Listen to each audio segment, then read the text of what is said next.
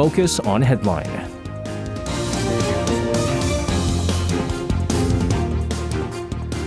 All right, let's take a look at what major issues are making the headlines today on Focus on Headline. For this, joining us in the studio, we have our Tuesday reporters, Kwon So-ah and Choi Ji-hee. Guys, welcome back. Good evening. Oh, there you go.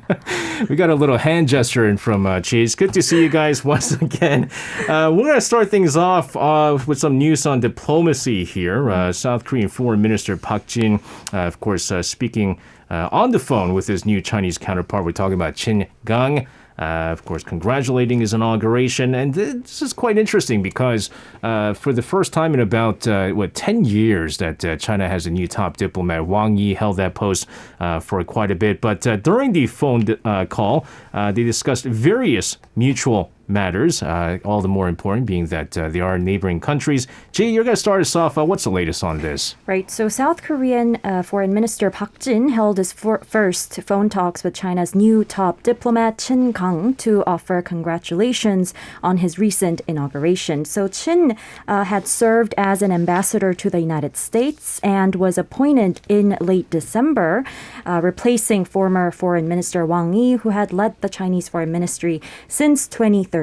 So during the talks, which lasted for a little less than an hour, the two sides reaffirmed their commitment to boost bilateral relations and discussed pending issues on the Korean Peninsula, including, of course, North Korea's escalating provocations and ensuring the stability of the supply chains.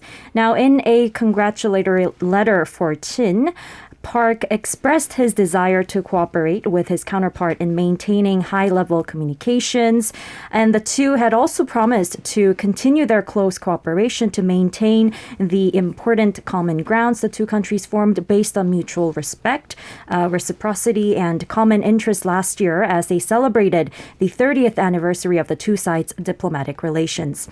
Now, to be specific, the two diplomats agreed to continue the interaction momentum between the two countries, invite each other to visit their countries, and hold regular communication sessions. Now, Minister Park provided explanations and scientific grounds regarding the South Korean government's recent decision to strengthen regulations on visitors coming from China when Qin expressed concerns over Seoul's restrictions. So what it has done recently is that it tightened curbs on travelers from China, halting the issuance of short-term visas for Chinese nationals until the end of this month, and requiring them to undergo PCR tests before and after arriving in the country.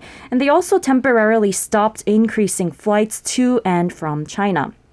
So nevertheless, China announced today the suspension of its short-term visa service for South Koreans as well, in retaliation against Seoul's regulations on entries from the country with resurging COVID-19 infections. And the decision was made public by the Chinese embassy in Seoul in a post on its WeChat account. And it read there was an instruction from Beijing from its embassy for its embassy and consulates to stop issuing visas, including visits for trade, tourism, and medical care purposes. Now, the embassy said China plans to adjust the measure in accordance with South Korea's cancellation of its quote-unquote discriminatory entry restrictions on China. Again, very frustrating for South Korea, obviously, and especially when the two top diplomats had very good conversations, I think, where the gist of the conversation was, hey, listen, let's continue on this nice relationship that we have. And because we are close neighbors, it's inevitable and you can't separate us. And we're going to continue this. And I think it's not a discriminatory measure from South Korea scientifically, when you have that many people getting infected in the country there and you're trying to stop the inflow of these imported cases, which, by the way, China has done very early during the pandemic time. And now that they've opened up, they don't, they're not too happy with this. But nevertheless, we'll see how far this goes. Say what you will, despite tensions with the United States and China and South Korea kind of being in the mix of all things. I think South Korea-China relations, it's something that needs to go together for the betterment of both countries here. Also, high-ranking officials from South Korea and the United States holding discussions this Tuesday on a wide range of economic matters of mutual interest. This, of course, including the supply chain issues and the U.S. Inflation Reduction Act. So you have the details of this. Right. Lee Do-hoon, the second vice foreign minister of South Korea, and Jose Fernandez, U.S. Undersecretary of State for Economic Growth, Energy, and the Environment, met in Seoul this Tuesday. They discussed economic security, including ways to strengthen supply chain resilience. And of course, of big interest to South Korea, the U.S. Inflation Reduction Act, or in short IRA, was part of the agenda as well. So the two sides exchanged their positions once again and agreed to work together on the issues regarding discrimination against Korean-made electric vehicles under the U.S. Act. Following their talks, Vice Minister Lee said at a joint briefing that Seoul and Washington are essential economic and industrial partners that share the same values based on freedom and human rights, adding that the milestones of cooperation between the countries have laid the foundation for the direction the two allies will have to go in terms of economic security and technological alliance from here on. Vice Minister Lee told reporters after the official press conference that he expects the U.S. to take a little more action when it comes to the IRA issue.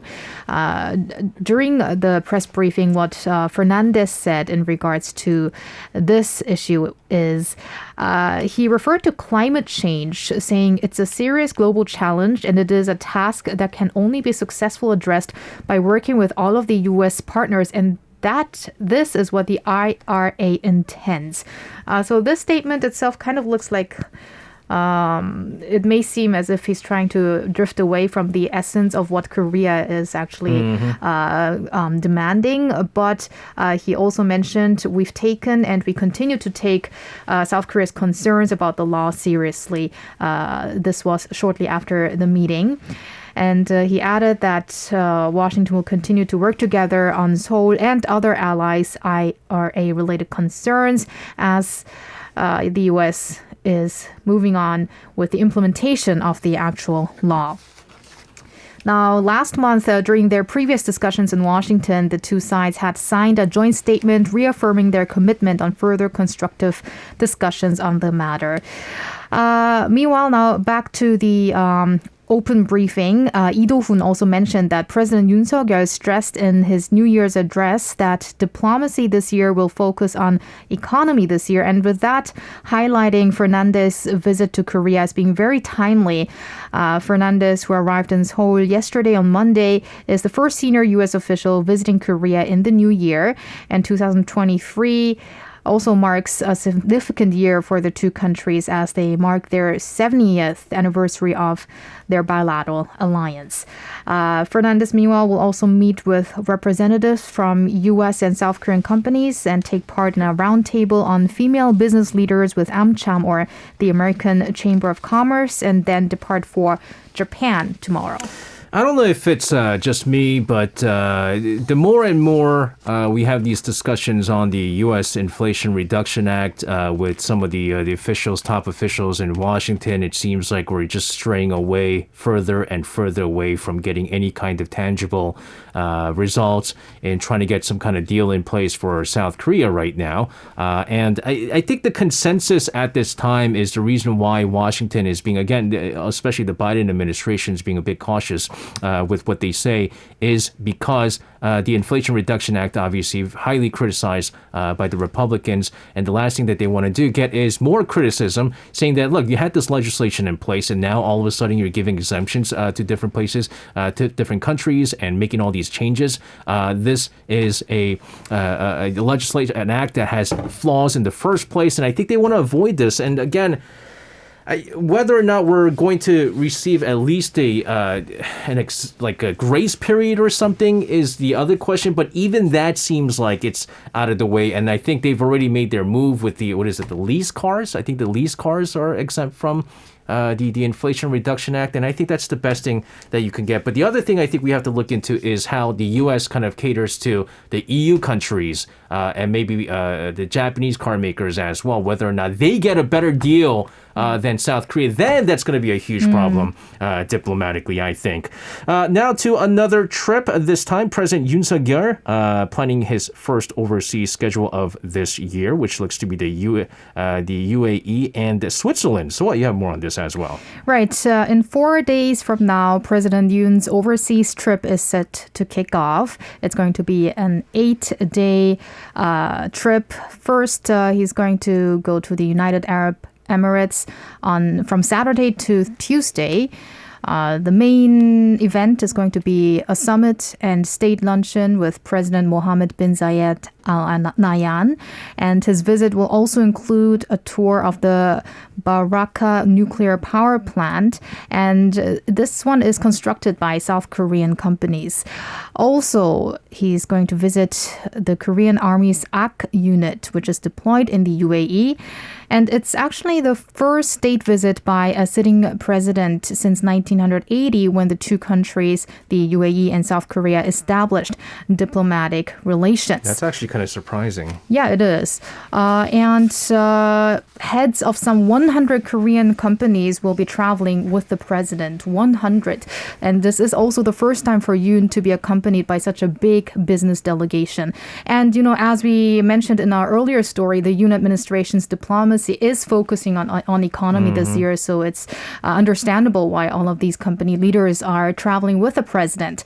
And speaking of economy, the second leg of his trip will take President Yoon to the World Economic Forum in Switzerland, or Davos, and that's also why it's also called the Davos Forum, from the 17th on Tuesday. And on the first day, President Yoon will meet with Korean locals in Zurich before traveling to Davos. And then on the 18th, there's going to be a luncheon meeting with CEOs of major Korean and global companies. And that's expected to include Samsung Electronics Executive Chairman Lee Jae-Myung, and then SK Chairman Choi Tae-won, and also the heads of Hyundai Motor Group, LG Group, Lotte Group, as well as Hanwha. And the global companies, CEOs and executives will be from Intel, IBM, Qualcomm, JP Morgan, and Sony. So really some major companies here. Meanwhile, President Yoon is also going to attend the Korea Night. They usually at the Davos Forum have these nights, Korea Night, what do we have? Germany Night. So all the countries that attend there have their own kind of nights. Right. And at this event, the focus will be the promotion of Busan's bid to host the 2030 World Expo. And on the 19th, President Yoon will hold a speech at the actual forum to address the global economic crises through international cooperation. In fact, the theme at the Davos Forum this year is cooperation in a fragmented world. And according to the presidential office, by attending the Davos Forum and meeting with global opinion leaders, the Yoon administration will promote a favorable investment environment for the country as well as technological competitiveness. It's actually the first time since 2014 that a Korean president attends the Davos Forum. Back in 2014, it was President Park Geun-hye. So we usually, in many cases, have high-ranking officials, but not the president, going to being there in person.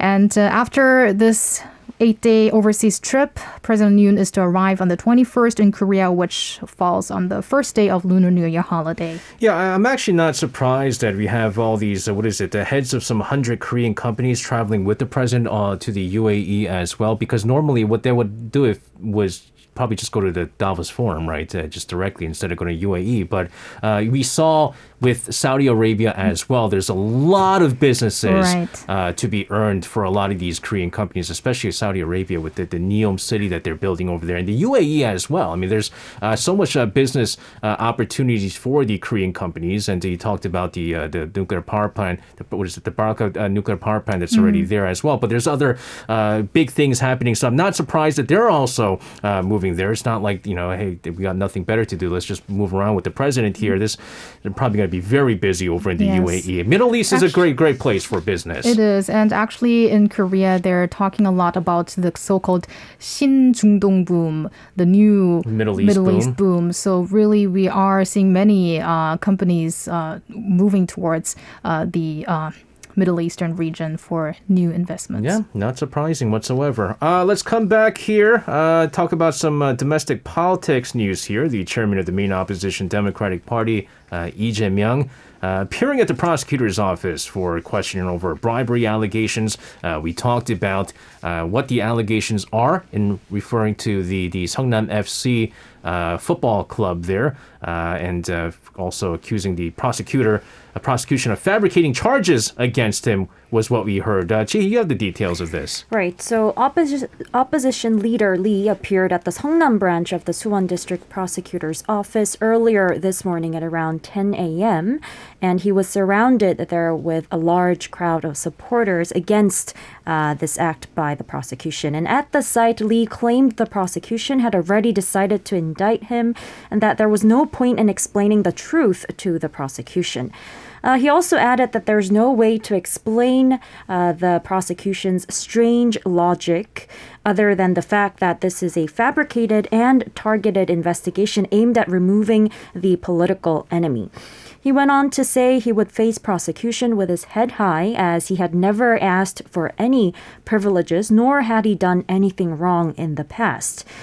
Prosecutors suspect Lee, who served as the mayor of Seongnam, is linked to allegations that the city government attracted 17 billion won, which is about 17 billion won in corporate donations to its municipal football club in return for administrative favors between 2016 and 2018. And the probe, in fact, began back in 2018 after the now defunct Bareunmirae Party filed a complaint against Lee, claiming he pressured large corporations based in the city to make donations for these clubs. Now, however, the police had initially dropped the case in September 2021, citing that there wasn't enough evidence, but the decision was objected to by the accuser once again, and the prosecution ordered a re-investigation into the case. Now, the prosecution is largely expected to decide whether to indict Lee by the end of this month at the latest. And today, it was Lee's fourth appearance for questioning at the Seongnam branch of the Suwon District Prosecutor's Office. And Lee was questioned for various other allegations as well, including using his power to force his elder brother into a mental hospital even. So this is the first ever case, like SJ, you mentioned earlier, in which the chairperson of the main opposition party faces such an accusation. And regarding this, Democratic Party floor leader Park Hong-gun said in a party meeting earlier that this is the first administration, of course referring to the government of President Yoon Suk-yeol, in our constitutional history that has summoned the sitting head of the number one opposition party to the prosecution. And he criticized the administration, saying, while it talks about the rule of law, the truth is that this is no different from an immoral iron fist rule aimed at removing the political enemy. Yeah, so I mean, there's two sides of this, right? I mean, there's one side, obviously, if DP Chairman Lee Jae-myung certainly did do something wrong, that he should rightfully be investigated and be questioned and even be indicted as well. Whereas the other side, on the flip side, they're saying, well, is this a political retaliation that we're seeing? But nevertheless, he has been summoned. There's going to be questioning going on, and maybe there will be some answers to this. Also, former DP leaders of municipalities held a press conference at the National Assembly's Communication Building in opposition to the prosecution's questioning of party chairman Lee Jae-Myung. And this is a day before Lee Jae-Myung had to make an appearance to be questioned again for the bribery allegations. Chi, let's also hear more about this. Right. So just yesterday, the former leaders of key municipalities of the Democratic Party publicly released their position statement calling on the prosecutor's office to summon them before party chairman Lee. And in the statement, they said that all professional football clubs are not self-sufficient and they must receive support from local governments to compensate for their lack of budget in operating their club. And the more advertisement revenue they receive from corporations, the more people's taxes are saved. That was their logic behind the statement. And the former leaders who gathered at this conference also criticized the current administration, arguing that the prosecution is illegalizing normal acts by the local governments. And they further explained that unjust standards of investigation are being applied to the absolutely normal administrative activities of the local government. And according to their logic, providing convenience to corporations and attracting them to different regions is a way of revitalizing local economies and is something that leaders of municipalities, local governments have been given the authority to take responsibility over. So what they mean is, simply put, attracting corporations is an important duty of a local government and should not be accused of being illegal. Now, the supporters also argued that it will be hard to expect proactive administration from public officials if such unjust investigations are carried out that accuse these acts as being illegal, and that these will lead to a decrease in benefit that is returned to the people as well. And DP's spokesperson Hwang Myung-son also said eventually we'll see an overall contraction of professional sports clubs with this false accusation as well. Yeah, okay, so all of this is, it's not wrong what they're saying, because I gave all of our listeners a brief history of this Seongnam FC football club. Before it was Seongnam FC, it was the Seongnam Ilwa Chanma. And so that football club was run by the Unification Church. And so the image of the club was not so good. And then the Unification Church basically say, you know what, we don't want this business anymore. And usually what happens is they look for other companies to purchase the group. You see this often in baseball, for instance, especially like the Heroes. They went from like the Uri Heroes to like the Nexon Heroes and the Kium Heroes. And I think there were other things before that. But basically, the city basically said, all right, this is going to be a city-run football club, and they need all the money because they're running on low money, right? Even with when it was Seongnam Ilwa Chanma, they were kind of losing money, which is why they basically said, we don't want this business anymore. We want to sell this. And Seongnam, the city actually took in. It's not wrong to go out and get business and advertisement. But if there is evidence that, for instance, then Mayor Lee Jae-Myung was going, listen, give us the advertisements and give us these money or else, or, you know, listen, if you give us if you start advertising in our stadiums and things like that, we'll give you this benefit. That's illegal, right? And it's not illegal to go out there and go, hey, listen, we need some money, we need some sponsors and things like that. Why don't you have your business name up in our stadiums and things like that? That's not illegal. But what was the other things that happened with the conversation is the big thing that I guess that's what the prosecution is trying to look at, right? And it's not like they can ask like some of these companies and go, hey, when you guys pay for these advertisements, were there any threats, right? These companies are not going to come out and talk, even if there was. That's the big thing. And so whether or not there's going to be any kind of sufficient evidence is going to be the big thing, which is why it was tossed out the first place. But it is interesting with this story here.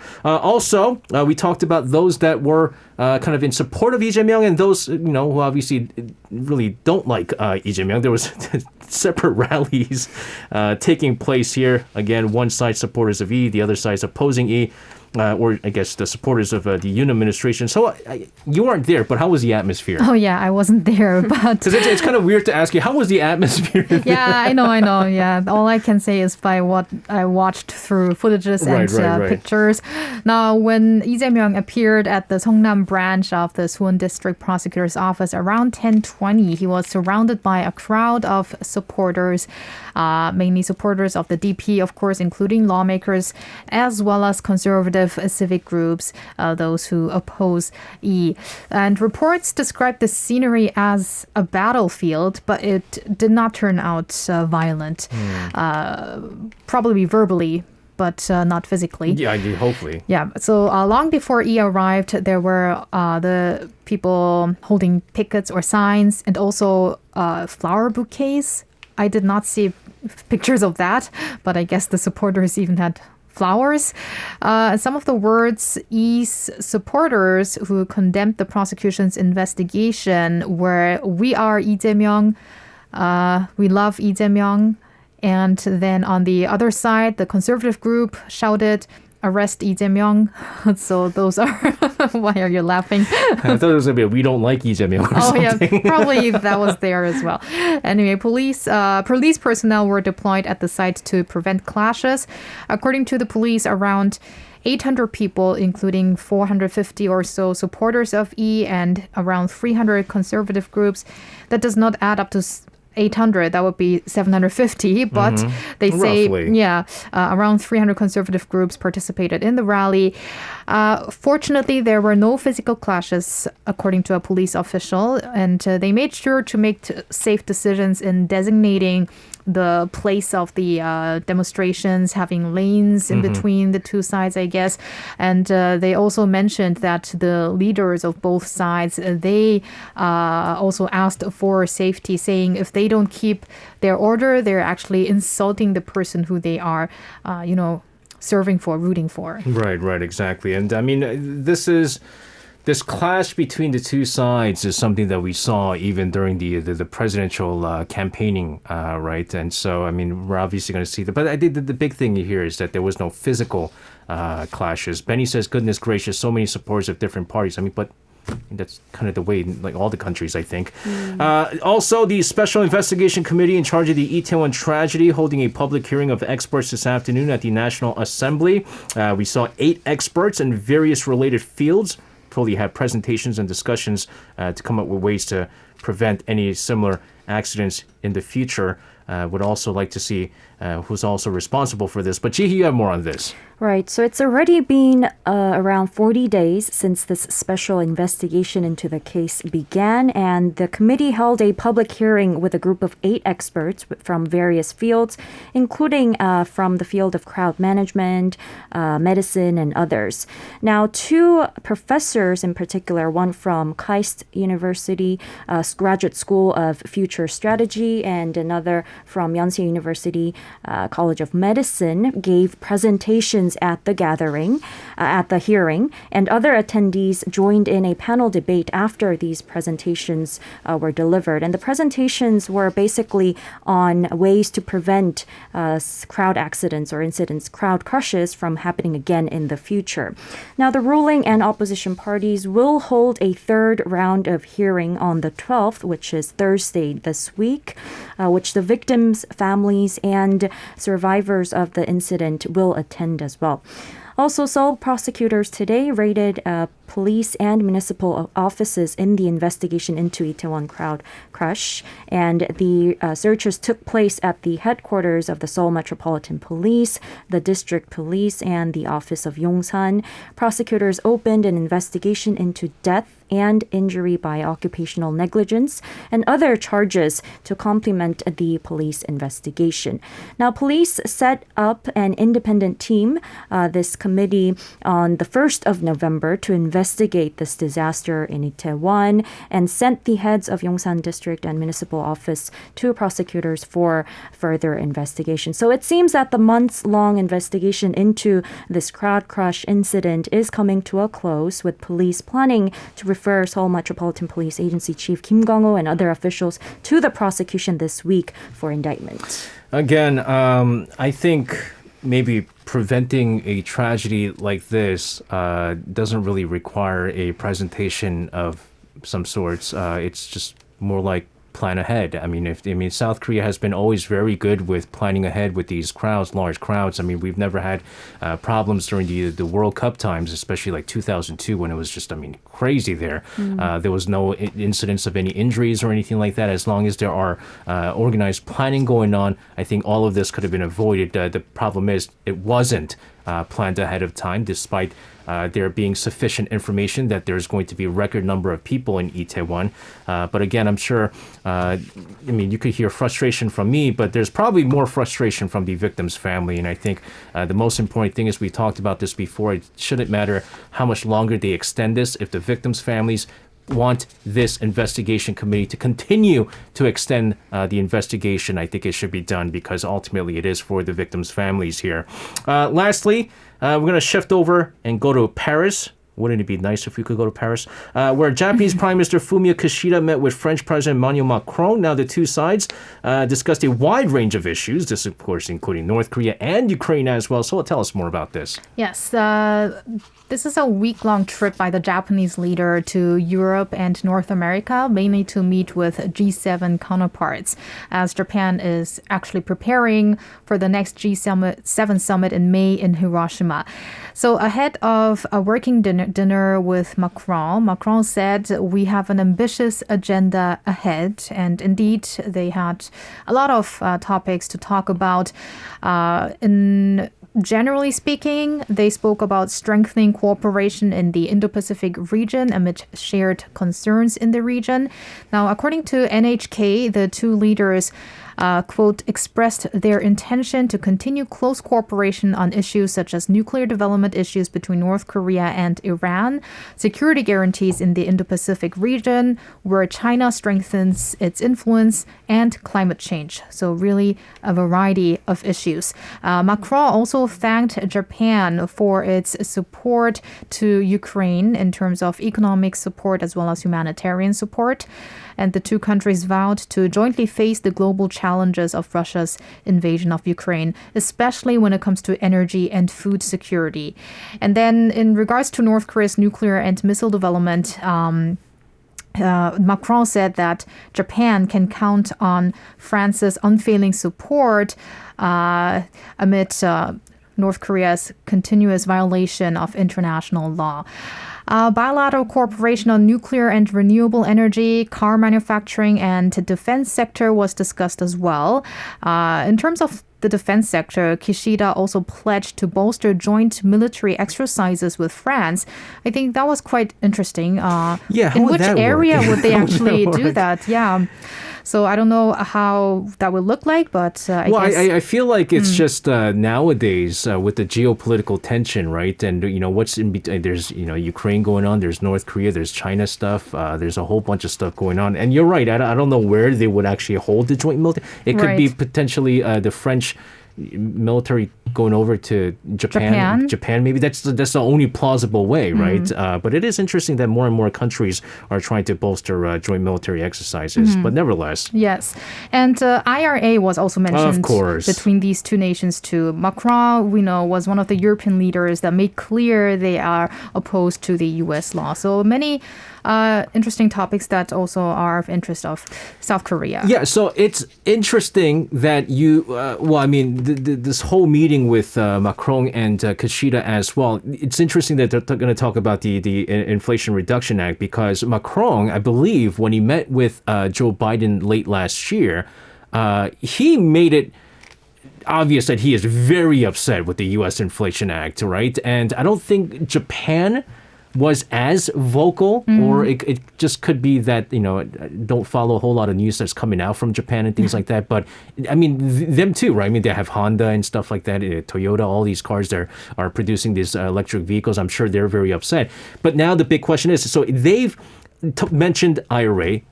Japan and France, obviously not a big fan of the U.S. Inflation Reduction Act. And they're going to, of course, Macron's already said it. The thing with Macron is when he talked to Biden kind of made it more clear cut to Macron than the Biden administration have To South Korea? have ever said anything to South Korea, right? It almost looked like, yes, President Macron, we're going to do something about it because there's some glitches in the Inflation Reduction Act. Like, we didn't get any of that stuff, right? We'll talk and we'll see what happens. But maybe Yeah. it's because the two leaders met. Did we talk about IRA when Biden was in Korea?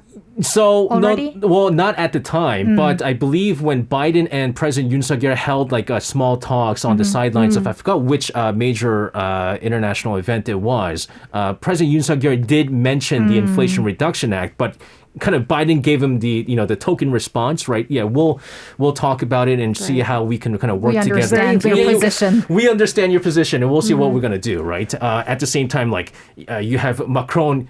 Now we're going to also see how Japan's response is going to be brought in by the United States and how the United States is going to respond to Japan, because Japan hasn't been overly, I think, vocal with their dissatisfaction over the U.S. Inflation Act. And then if, let's say, South Korea goes, what's going on here? I mean, you guys gave this kind of response to them and not us. It's going to, diplomatically, I think it's going to be not so good here. But we'll see what happens. This U.S. Inflation Reduction Act, discussions on this is going to go on for a while here. Right. Nevertheless, thank you very much for your reporting today. Stay safe, and we'll see you guys again. See See you you. again. You can listen to Korea Now with me, SJ Lee, by downloading the Arirang radio application or tune in online by visiting www.arirangradio.com. So make sure you tune in Mondays through Fridays, 6 p.m. to 8 p.m. Korea time.